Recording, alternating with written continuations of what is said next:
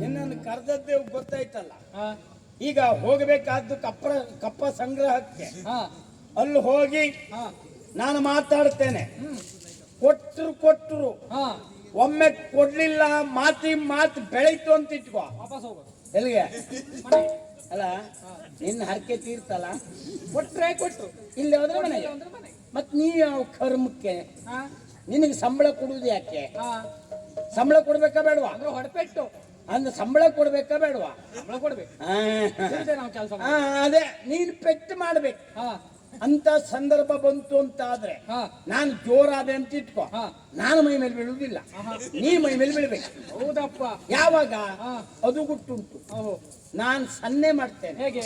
ಎಂತದಿಲ್ಲ, ನಾನು ಹೀಗೆ ಕಿವಿ ಕೈ ಹಾಕಿದೆ ಅಂತ ಇಟ್ಕೋ. ನಿಮ್ ಕಿವಿಗೆ ಕೈ ಹಾಕಿದ್ರೆ? ಇಲ್ಲ, ನಿಮ್ ಕಿವಿ ಕೈ ಹಾಕಿದೆ. ಮೂರ್ಖ ಶಿಖಾಮಣಿ, ನನ್ನದ್ದಕ್ಕೆ ನಿಮ್ಮದಕ್ಕೆ ಕೈ ನಿನ್ನದ್ದಕ್ಕೆ ಕೈ ಹಾಕಿದ್ರೆ ಮತ್ತೆ ಅವರಿಗೂ ಅನುಮಾನ ಬರ್ತದೆ. ಓ, ಇವು ಅಷ್ಟೊತ್ತಿಗೆ ಅವನ ಕಿವಿ ಕೈ ಹಾಕಿದ ಮೇಲೆ ಅವ್ನ ಮೈ ಮೇಲೆ ಬೀಳ್ತ ಅಂತ ಆಗ್ತದೆ. ಅದಾಗಬಾರ್ದು.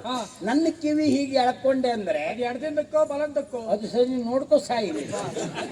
ಮತ್ ನಾ ಎಲ್ಲರೂ ತುರ್ಕಿ ಬಂದು ಬಲಬದಿ ಹಿಂಗೆ ತುರ್ಕೊಂಡ್ರು ನೀವು ಹೋಗಿ ಮೈ ಮೇಲೆ ಬಿದ್ರು ಅದಾಗಬಾರ್ದು. ಎಡಗಿವಿಯನ್ನ ನಾ ಎಳ್ಕೊಂಡ್ರೆ ಆ ಕ್ಷಣಕ್ಕೆ ಹಿಂದೆ ಮುಂದೆ ನೋಡ್ಬೇಡ. ಪೆಟ್ಟಂದ್ರೆ ಮುಂದೆ ನಿಂತ್ಕ ಸಾಯ್ಬೇಡ. ಯಾಕೆಂದ್ರೆ ನಿನ್ನ ಹೆಣ ನಾನೇ ಹೊತ್ಕೊಂಡು ಹೋಗ್ಬೇಕು. ಮತ್ತೆ ಹೆಚ್ಚು ಕಡಿಮೆ ಹಿಂದಿಂದ ನೋಡುದ ಗುಟ್ಟದು ನೀನು. ನಾನು ಅವನ್ ಯಾರ ಹತ್ರ ಜೋರ್ ಮಾತಾಡ್ತೇ ನೋಡು, ಅವನ್ ಹಿಂದೆ ಹೋಗಿ ನಿಂತ್ಕೊಳ್ಳುದು ನೀನು. ಅವನಿಗೆ ಅಪ್ರಜ್ಞೆ ಬರಬಾರ್ದು. ನೀವು ಯಾಕೆ ಹಿಂದಿತ್ತಿದ್ದ ನೋಡ್ಲಿಕ್ಕೂ ನೀ ಪಾಪದವನಾಗೆ ಕಾಣ್ತದಪ್ಪ. ನನ್ನಷ್ಟು ಪಾಪದವ್ರು ಯಾರು ಹಾಗಂತ ನಿನ್ನಷ್ಟು ಅಪಾಯ ಯಾರು ಇಲ್ಲ ಅಂತ ನಂಗೆ ಒಂದೇ ಗೊತ್ತಿರುವುದು. ಆ ಸತ್ಯ ಗೊತ್ತಿರುವುದು ನಂಗೆ, ಎಲ್ಲರಿಗೂ ಇನ್ನೂ ಗೊತ್ತಾಗ್ಲಿಲ್ಲ. ಹಾಗಾಗಿ ಹೇಳುದು, ಅಂತ ಸಂದರ್ಭ ಬಂತು ಅಂದ್ರೆ ಸರಿ ಹೊಯ್ದು ಬಿಡ್ಬೇಕು. ಆದ್ರೂ ಒಂದು ಮತ್ತೆ ನಾನು ನಿನಗೆ ಜೋರಾಗ್ತೇನೆ. ಗ್ರಾಚಾರ ಇಲ್ಲ ಇಲ್ವಾ? ಒಳಗುಟ್ಟು ಇದು.